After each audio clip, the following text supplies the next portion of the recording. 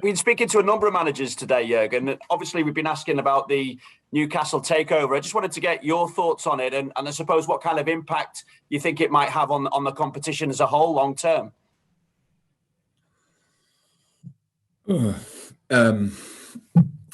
Yeah, I actually was waiting for some official statements about it, like from Richard Masters or somebody else. Because we all know there are obviously concerns about human rights issues. I think that's all clear, that we all think the same there. So didn't happen in the first place, happening then. Still, that's the situation. What will it mean for football? That's few months ago, I think we had a massive issue. I would say the whole football world with 12 clubs or so trying to build a super league, and rightly so. Didn't happen, but this is kind of creating a super team, if you want. It's pretty much the same. Guaranteed spots in the Champions League, not in a few years' time, not immediately. All these kind of things. With all the how financial fair play is used nowadays, well, nobody knows exactly is it still existing or not, stuff like this. So it's like it is. So everybody knows that. The Newcastle fans will love it, of course. But for the rest of it just means there's a new superpower in Newcastle. I cannot avoid that. Money cannot buy everything, but can over time, that will take time, but over time they will have enough money to make a few wrong decisions, to make then the right decisions, and then they will be where they want to be. So that's how it is. I don't think that's to avoid in the long term, but that's the situation. Everybody knows that, and obviously the Premier League or Richard Masters thought, yeah, let's give it a go. I don't know it, but it's not the first time. It's just the third, as far as I know, the third club who's not owned by a country. So I'm not sure how many countries are still out there to have the financial power and the interest to do so, but this is how it is, and that's what everybody has to deal with. For yourself, Jurgen, obviously we've got the situation regarding Fabinho and Alisson. What is their availability going to be for this weekend, or is it a case of them going straight to Madrid? What is the plan for them, and what frustration is there that there's not been a better solution to this? Well, the problem with this answer is always that when somebody of you writes it, then it sounds like I'm if I use the word frustration, then oh my God, Klopp is frustrated about that. I'm not. I'm just. We have no chance, obviously. Somebody decided to give Brazil the opportunity to play last night, so like a few hours ago. Then somebody made a decision that we have to play on Saturday, 12:30. So it's all not in our hands. If we say something, then always the same people say the same stuff. Yeah, that's why you have a big squad. That's all clear, but you have a big squad not for issues you have with football associations, because they put in tournaments. It's not like, oh, well, 5 players have to play there and 4 players have to play there, but then you have still a league game to play. So how you maybe know, Atletico is not playing at the weekend. Our next opponent in the Champions League. So something like that would never happen here. And if it would happen, then it would be like, oh my God, how can they do it for them and stuff like this. So we know it for a while. We made our decision a while ago. We had to sort, obviously, quarantine issues and all these kind of things. And the decision we made is the boys will not be here. They will go directly to Madrid, wait there for us, be able to play, hopefully then, against Atletico. Will come slightly later back than us, 10 days over then, and then they can come back and are in our normal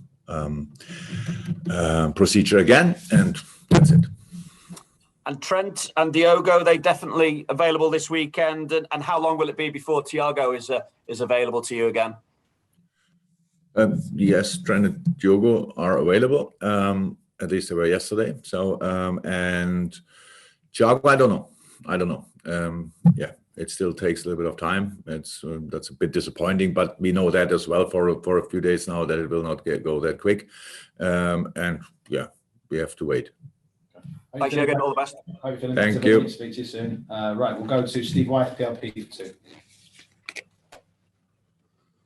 You still on mute there, Steve? if you'd like to take yourself off the mute, and then we can hear your question. Apologies. Hi there, Jurgen. Hi. Can I go back to the situation with the potential new player challenging at the top of the Premier League? Is it as straightforward as money, or are there other factors that can turn a club into one that can challenge at the top? Of course, it's all much more important than money is obviously good decisions. It's always possible, will always be possible. It's just more difficult. It's not. I'm not concerned about that. I'd only describe the situation. So it was before we won the Champions League 2 years ago or whenever it was, and there were already 2 countries involved in the tournament. So and with brilliant teams. So football is a wonderful game. You can still win football games even when the financial power of the opponent is much bigger than your own, whoever that will be. And that's not, honestly, I'm really not concerned. It's just, you all know it. It's just, you need our voices. Obviously, that's why I ask all the Premier League managers now, what do they say? But you know it already. It will not happen overnight. And Newcastle is not safe in the league now this year. So maybe there's I don't say that, but it's not 100% sure that they will stay in the league. That would slow down the process a little bit for sure. But we all know out there are some people who the football knowledge is big enough. I think there will be a lot of changes in the next few years. Try with them, then do that, and all these kind of things. It's a massive project. Yeah, but it's football still, and so of course you can win football games against them in the future as well. But it's, how I said, it's clear, and we all know it. In 5, 6, 7 years' time, Newcastle, if the owners are patient enough, is a new superpower or an old superpower, because they were already really successful in the past. And the new owners of Newcastle would have obviously enough money to buy the whole league. So maybe they fancy that at one point, and then it opens up again. Same chances for everybody. We will see. Will you have a Premier League game to win tomorrow against Watford? Thank you for mentioning that. But you are facing a team with a new manager. Were you surprised that they made a change? And okay, can you imagine? Be surprised that Watford makes a change, to be honest. So I respect all football teams. I respect Claudio Ranieri a lot, but it's really from so my own situation as a football manager, it's really harsh how Watford is dealing with managers, to be honest. That's I don't understand that. So it's just like that. It's pretty much you learn the name of the new colleague and then he's already gone again. So that's pretty much how it is. And I don't like that, and I have to say that. But that doesn't mean I have no problem with Claudio at all. It's obviously the opposite. I like him a lot. And he's a really calm and relaxed guy. But how can you be surprised that Watford makes a change? They make that. I'm 6 years in the country. I don't know how many managers I faced already in the Watford dugout. But now it's Claudio. And yeah, I'm sorry I stepped in your question, but it makes it more difficult. Obviously, it's we use more pictures and situations from Sampdoria Genoa now, obviously where Claudio coached the last time, and so we know about him. Obviously, we faced him a couple of times. I know him for a long time, and yeah, so we have to be flexible, let me say like this, but when we prepare an opponent, we always start with focusing really on us, and this time we have to do that even more so because we don't know a lot about the opponent, and we have to play our game, and there will be no excuses in the end. We will try to play a really good football game, and if we play really good, then we are difficult to play whoever is in the dugout, whoever is on the pitch from the other side. That's how it is, and that's what we try to do. Okay, thanks, Steve. We'll go to Juliet for one, and then to James from TalkSport for one, then James from BBC Merseyside for one. Juliet. And Jurgen, just keeping on with Claudio Ranieri, he spoke this week about how his brain is forever young, and the fact that he loves being in football management, and he's going to be obviously the eldest Premier League manager, I think, again now after Roy Hodgson has gone, and he said he can keep managing till he's 80. I know that you say you never, you don't see yourself, managing as far down the line as they do at that age. But the fact that he says his brain is forever young, is your brain forever young? I hope so. First and foremost, congratulations to Claudio that he's now 69, and I see myself here on the screen. He looks younger than me, so obviously he has quite a good genetic basis, and on the other side, that's all a decision. It's a personal decision, just how you do it. When you are lucky enough that you can make the decision. He had obviously, I don't know exactly, but more than 15 clubs, probably. Does anybody know the exact number? So definitely more clubs than I can ever have, because I'm now already 54. I'm not sure I can catch up in the next 15 years with him. And that's the situation. So yes, I hope very much so that I'm with 79, 89 still in the same shape, like at least like Claudio is now, or as I'm now. But we all don't know that. And so we have to use the time in our hands in the moment and not think too much about what will happen in 15 years' time. Fantastic. James from TalkSport for one. See if you can answer the Claudio Ranieri question for us, James. I think it's something like 21 clubs in 35 years. I think a lot of catching up to do. That's what I said. Jürgen, I wanted to ask you about the fact that you've spent most of your analysis looking at Claudio at Sampdoria rather than necessarily Watford this season. What have you learnt from that analysis, and how much impact do you think he'll have been able to have in the 10 or so days he's had at Watford? Look, when you look at the last game against Leeds, when they lost, obviously Watford had a good idea about the game. So we all know Leeds playing man marking, and Watford tried to build up with football, having a wide formation, stuff like this. That's good. That's actually what you have to do. The only problem is when you lose the ball, then the opponent has more space for a counter-attack, stuff like this. That's what Leeds used, and that's why they won.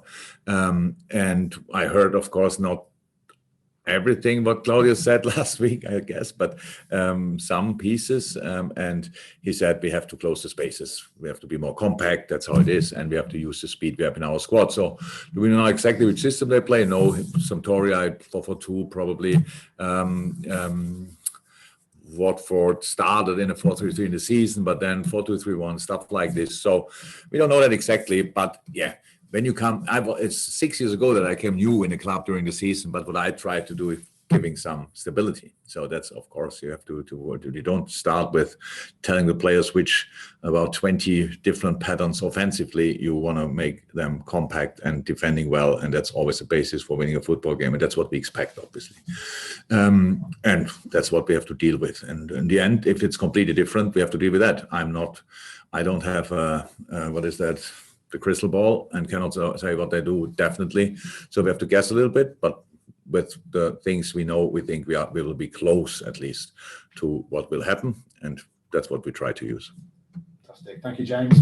We go to James Mumford from BBC, and then Carl. Apologies for the hands up in the open section. We do have an embargo section, so I can't take every hand that's up. But James, followed by Carl. Thanks, Matt. I make it 21 clubs, by the way. So did James. There you go, yes. I beg to be corrected. You're affirming his information, so lovely. That's two sources. Jürgen, I just wondered if I could ask you about some personnel in defence, please. Joe Gomez, clearly he's come back from a serious injury last season, but how is he progressing, and what does he need to do to get into the starting 11 more consistently? Nothing special. He's in a top shape. He's really good. I know that Gareth from time to time reacts on the things that if a player's not playing regularly in the club, then he's not playing for the national team. Obviously, there's a special rule for Mr. Stones. But Joe didn't get call up. Stuff like this would have helped him to have some games. I really think he's an absolute exceptional centre half, but very good for us in the moment. We have 5 exceptional centre halves, and Nate Phillips is not making the squad most of the time because the numbers we can only involve, but he trains exceptional as well. Ibu and Joe do that as well. So Joey has nothing to do differently. It's just to continue working, and then Tybal, everything will be fine 100%. We need the boys over the year. It's still early in the season, stuff like this. You need to get settled. You need to find rhythm, all these kind of things. Changing then every week makes not too much sense. It was always clear. Last year taught us, obviously, we need at least 4 center halves, but when they're then all healthy, then we get these questions. When we have only 3 and 2 of them are not healthy, then we have other questions. So that's how you build a squad, especially when you had the situation we had last year. So that's now not every week perfectly comfortable for the players, but it's a situation and deal really well with it. The boys know time will come for them, and the quality they have is outstanding. And so it's, for me, in the moment, a very, very good situation. Okay, just before I go to Carl Markham, if I could have hands up from the dailies again. I won't be able to take all of you, but I'll take the first 3 or 4 who shut their hand up. But Carl, to conclude the open section of the press conference. Hi, Jürgen. Can I just clarify the quarantine situation with, you say Fab and Alisson are going to Spain, but then you're saying they're coming back slightly later. What's the rationale for that? You mean they're coming back slightly later after you're coming back? They have to. It's because they went Thursday. to Colombia, wasn't it? Because the last game they played in a red list country was Colombia. Don't ask me now exactly which day, but next Thursday or Wednesday to Thursday at midnight, or 1 past midnight, then it's 10 days, and from that moment on they can come back. These are the rules in the moment. We cannot change that. And the thing is that if they would have, obviously they could have flown in to England with all the quarantine stuff. Then following up with that, that would have meant that they have to isolate from their families and stuff like this. And Ali has 3 kids. That's not a real, being already 12 days away with the national teams, then again 10 days in isolation, then 2 weeks here, the same rubbish again.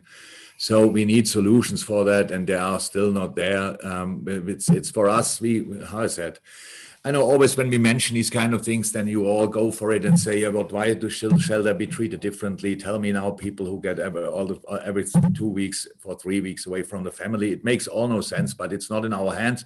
We get the information, try to find a solution, and take the solution. I don't think it happened a lot of times before that players are not available for federation reasons, because the federations, which is, by the way, the federation of the countries, but then go down to the clubs and stuff like this.